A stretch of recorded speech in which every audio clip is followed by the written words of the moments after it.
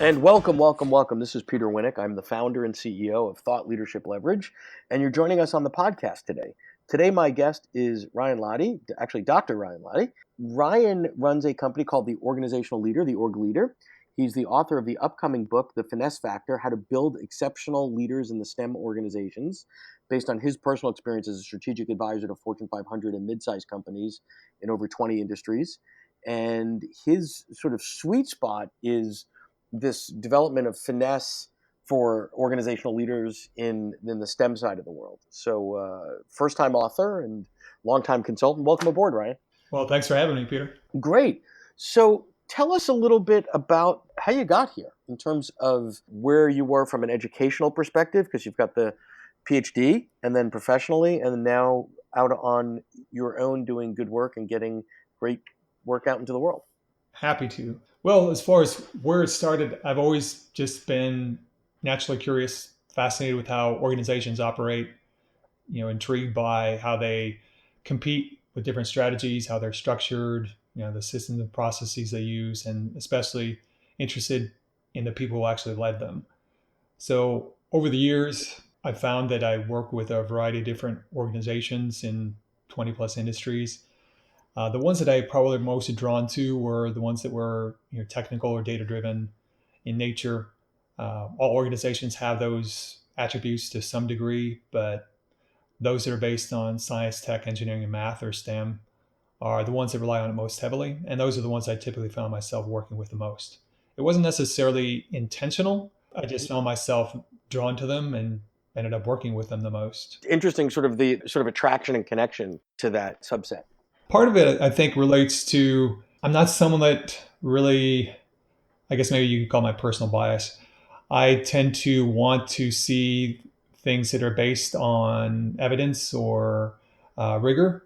So if you come to me and tell me that, well, this is the approach to use with this type of organization or with this leader or within this industry, that's great. But I want to understand the why behind it. So that usually involves some sort of data or evidence. Not that to say that theory doesn't have its place, it absolutely does. It helps everybody to think in different ways. I just want something that I know will work and that I can apply. And my clients that I work with typically are looking for that too. So it kind of plays into, again, if you want to call that my bias, then I guess that's my bias. But let's move that towards the client. So what's interesting is you've got a passion here, and organizational leadership could be applied in any industry, but you sort of looked at it and said, you know what, there's a STEM thing here, a STEM filter, a STEM lens that I could add onto my practice, not just because it's intrinsically, interesting to you, but there's a market there. So where's that sort of intersection of that's really interesting to me and there's a market for it? How did you find that? A couple ways. Number one, I naturally just kind of found myself in it, just Right. either by happenstance or just interest. But the other thing, STEM has become pretty hot in the last 10 years. Yep. And the way that people were looking at STEM was primarily from if you look at it as a continuum from curricula to economies, most people were focusing on the curriculum, that end of the spectrum. So a lot of the conferences that I would go to, or a lot of people that I'd speak to, it was very much focused on STEM curricula at the high school or the college level. And then, well, how do we create these STEM positions for these people with STEM skills? And from my perspective, I think that's great, but you're kind of missing a large part of the continuum. So where do these people go once they have these skills? Are there enough jobs and occupations? And more importantly, are these jobs and occupations in organizations that are motivating to these people so that they want to stay? Because a lot of those organizations are experiencing a fair amount of turnover, whether it's in the science area, tech or engineering area, or in the finance or math area. It's across the board, which got my attention. And so as I looked more closely at it, seemed like, well, there's an opportunity here. Number one, people aren't really talking about STEM at the organizational level. And so as I looked around trying to figure out, all right, so who is really addressing this?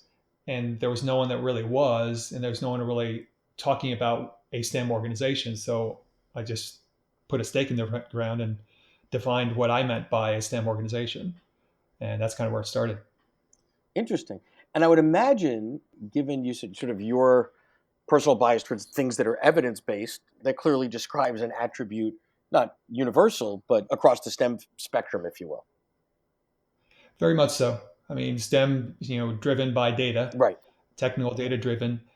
So naturally, the scientific method comes up in a lot of areas, but it isn't always just the pure hypothesis testing type of an approach that you would expect in a science arena.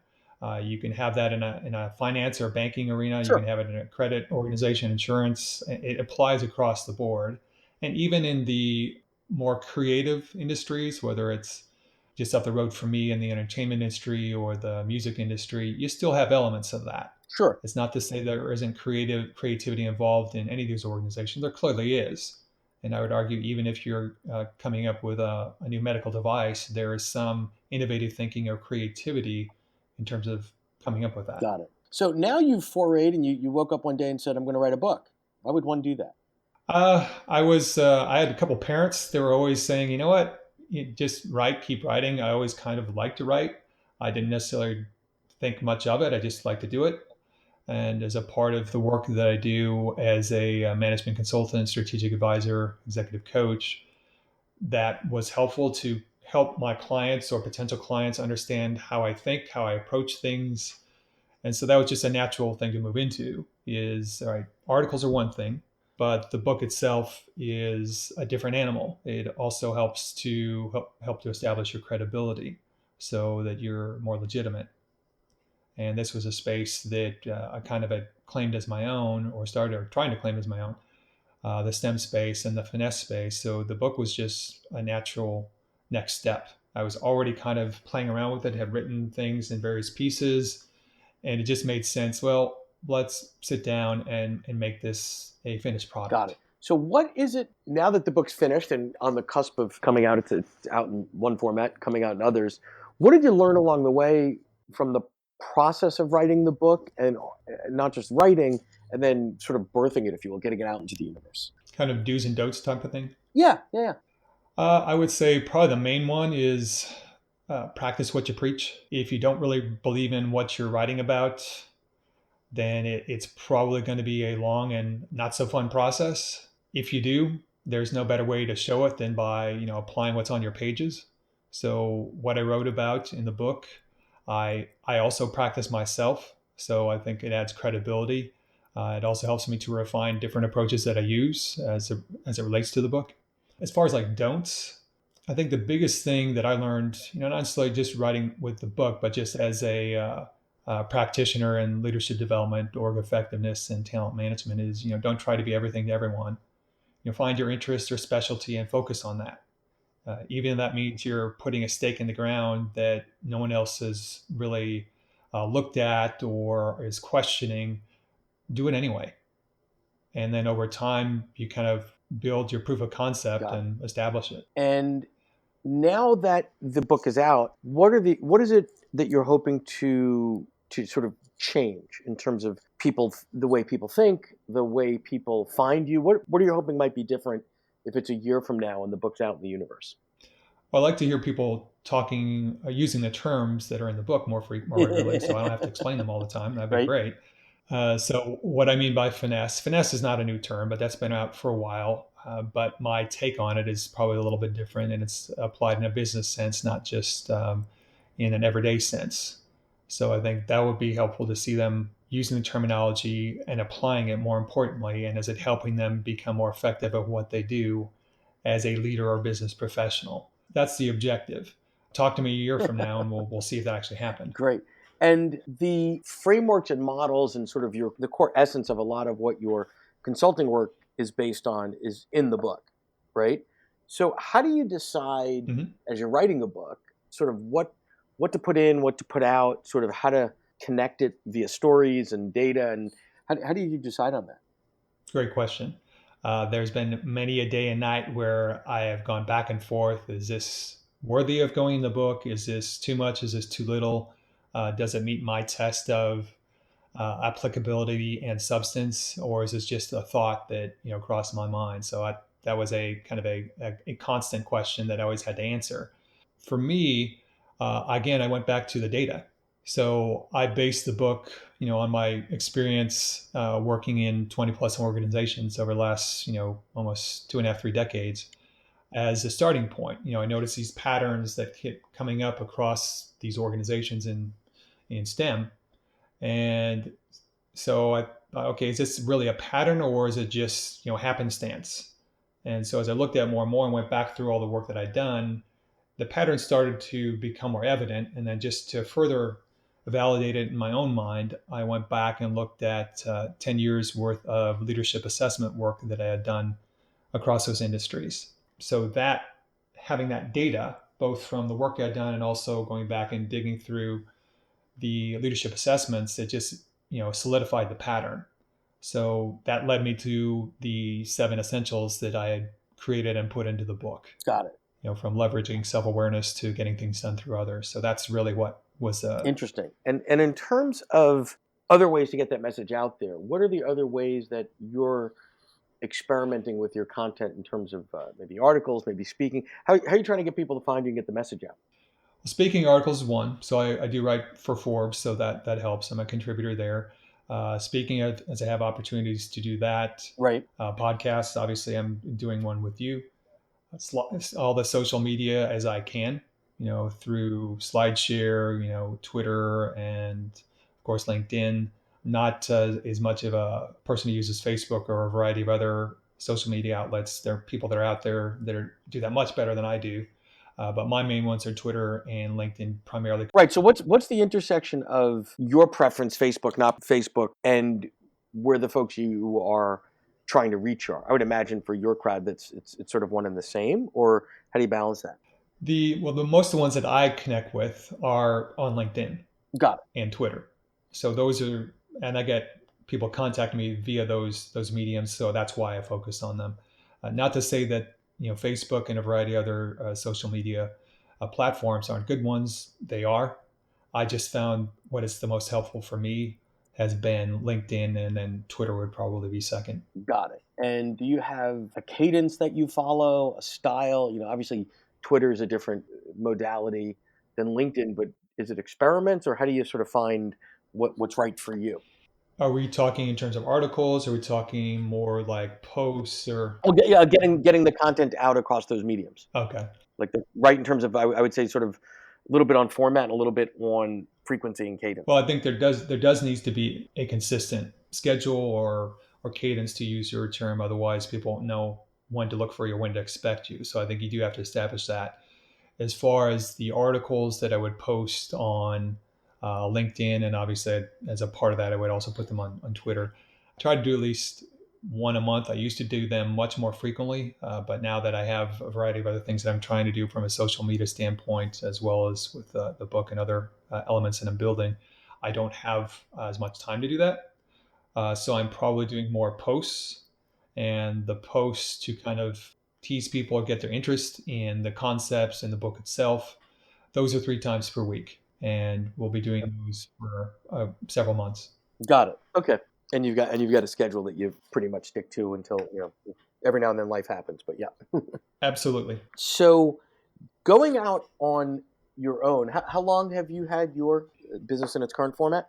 Going up on 14 years.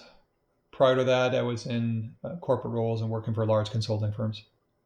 So let's go back to sort of that time frame, 14 plus years ago, when you decide to make the leap Mhm. and go out on your own, because that's an interesting place for a lot of people, scary, challenging, etc. Tell us a little bit of your story. You decided, you know what, I want to do my own thing, and dot dot dot. Well, I'll be honest with you. I didn't have any inkling of doing this if you would have talked to me earlier in my career. I thought that earlier in my career and in college, when I was pondering what did I want to be when I grew up at UCLA, I thought I would end up in a Fortune 500 company somewhere, heading up leadership and org development. That was kind of the plan. No interest in ever trying to become a CEO or anything like that. I just like to do the things that I do, leadership development, org effectiveness, that type of thing. As I progressed down that path, and I give a lot of credit to my experience at UCLA, because I basically tried to figure out what I wanted to be when I grew up by process of elimination. I think a lot of people do So it that way. fireman, astronaut, truck driver, all the usual kid stuff. You eliminated that early on. Yeah, I did, and fortunately, I had UCLA gave me the flexibility so I could, and I don't mean to plug UCLA, but it's my alma mater, so hey, have at Sure. it. Um, it just gave me enough flexibility so I could create internships through field Right. study office, and so I did a number of internships and figured, okay, the field where I'm really intrigued the most is how do you help organizations and the people who run them be more effective at what they do. So a couple of those internships led to full-time positions after college. And then as I got more into that, I realized, I need a little more depth to help, analyze, assess, and help organizations and the leaders that run them become more effective. So grad school is in there as well. But probably the biggest thing for me was I wanted exposure to a lot of different organizations in a shorter period of time. So I went down the path. All right, does that mean I look for a corporate role and a corporate role only, or do I go down the consulting path? And I started down the corporate road and I realized like, hey, this industry probably isn't the industry for me, and then thought more about it as I was in grad school and realized, I think the consulting path is a better path because I can get exposure to many more organizations, many more industries in a shorter period of time. And so that's the direction I went. The question at that point was, does that mean you go to a boutique firm? Do you go to Right. a big four? Or at that time it was big six. Now it's big four. Right. Right. Yeah, again, I'm showing my age a little bit. So I went to the big six route and talked to a variety of them in various cities throughout the country because I wasn't, necessarily wanting to stay in West Coast. I was more interested in where's the best opportunity for me to grow my skill set. And a number of them talked to them, and I realized, when you're talking to a couple partners that could, barely fit their egos through the door, I'm like, this probably isn't the place for me. And a Got couple of it. them actually Got flat it. out asked me, I won't give you the name of the firm, but it's one you would recognize because I was also doing my PhD full time as I was Hmm. working for them. And they flat out asked me, said, well, so what's this PhD about? And I said, well, it's just a personal goal. I just want that depth, and that's Right. probably not going to go away. It's just an interest of mine. And they just directly said, well, you don't need to have that to work here, and quite honestly, it might work against you. And I said, okay. I appreciate the honesty. I'm probably not the guy for you then. Right. Well, it tells you where the priorities are, right? Exactly, exactly. And Time you spend studying on your PhD is a non-billable hour, which is what they're hoping for, right? Or God forbid exactly. you have an outside interest that might better yourself or humanity. We Yeah. wouldn't want that. Did it rhyme? I won't ask you who it was, but did it rhyme with Schmeck? I played the fifth on this one. Okay. There we go. The tape just blanked out. I don't know how that happened. There we go. Yeah, they're Anyway, all this good is this firms. is Don't get me wrong; they are all very good firms. But yeah, I'm not going to for the answer. right people. Yeah, Right. exactly. All good for the right people at the right time. Well, interesting. So as we start to sort of wrap up here, given your experience, sort of heavy academic background, being on the corporate side, being on your own, and now sort of moving more heavily into expanding your role as sort of a thought leader, if you will, any nuggets or advice you'd have to people like, hey, this is something you might want to think about, or something you definitely shouldn't do? Well, again, I think you have to have the commitment to, just grind away. You're going to put in some long hours as you would for any position, but if you're writing the book or starting your own practice, it's going to be a lot more about you and you alone. So you need to be comfortable with that. If that's not something, and I'll just give you an example. I have a lot of corporate execs, and I also I sat in the corporate role as well because I wanted that experience too, so I could sit on both sides of the conference room table and make me a better, strategic advisor, coach, and consultant. A lot of my clients, as they get later into their careers, they ask, well, so how do you learn to do or come to do what you do? And I said, well, if that's your interest, I'm happy to talk to you about it, but realize you're only seeing a piece of it. So a lot of them say, well, it's just about delivering the work. That's only a third of it. So it's also about, Right. Right. building the business and developing clients and then running the business, which they don't see. All they see is the delivery of the work. Well, and quite frankly, you don't see a lot of that early on in your career at the big firms, right? All the other, the work is critical, the work is important, delivering great client deliverables are of the utmost, but there's a whole bunch of other quote stuff. How do you find a client? How do you get a client? How do you deal with finance and logistics and contract, all the other stuff that might not be as evident to many at the larger firms, you have to own that. You have to be willing to do what it takes to get those things done as well, or there is no work to do. Absolutely. I agree with you 100%. And to your point, they don't really see that or realize that. They figure it out really quick when they go out on their own, like, oh my. And a lot of them Oh, yeah. bail out. Yeah. Yeah, exactly. Exactly. Well, this has been great. I appreciate your time. Best of luck with the upcoming release of the book. We'll get that in the show notes. And I appreciate your coming on board today. Well, thanks for having me. I enjoyed it. To learn more about Thought Leadership Leverage, please visit our website at thoughtleadershipleverage.com. To reach me directly, feel free to email me at peter@thoughtleadershipleverage.com. And please subscribe to Leveraging Thought Leadership on iTunes or your favorite podcast app to get your weekly episode automatically.